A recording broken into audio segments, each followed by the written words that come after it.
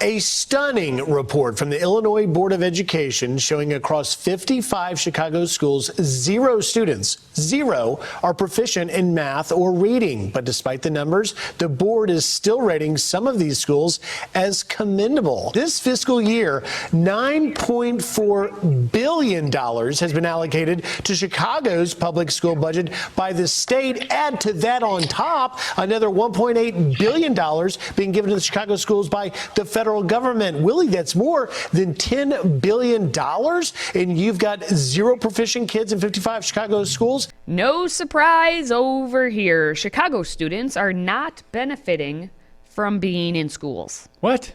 Really? In Chicago, yes. Newsflash. Newsflash. The Illinois Department of Education data from 2022 reveals that 55, that's like 50 plus 5, 55 Chicago public schools have zero students proficient in either math or reading. Come on. And yep, Wire Points actually released the findings. Let's, take a look at what was found.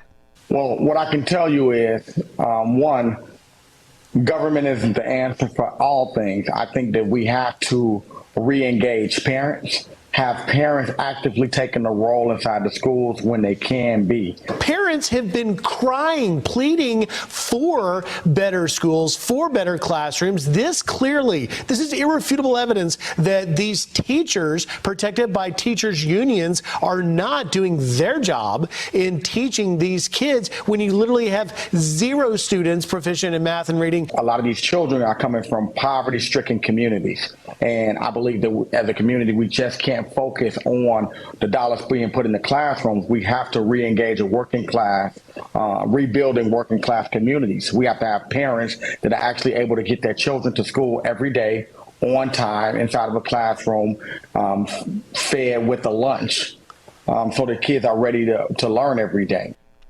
Can we take a look at all of the zeros that were put into all the money that was spent only to get zero proficiency students proficient? Okay, if you want to break it down here, we have 22 schools that had zero students who could read at grade level, and then we had another 33 schools that claimed that no students could perform math at grade level, so that gets you to 55 total schools. Now, statewide, there were 53 schools that reported no students who were proficient in math, and another 30 reported zero students who were able to read at grade level. That's for the rest of the state, not just Chicago public schools.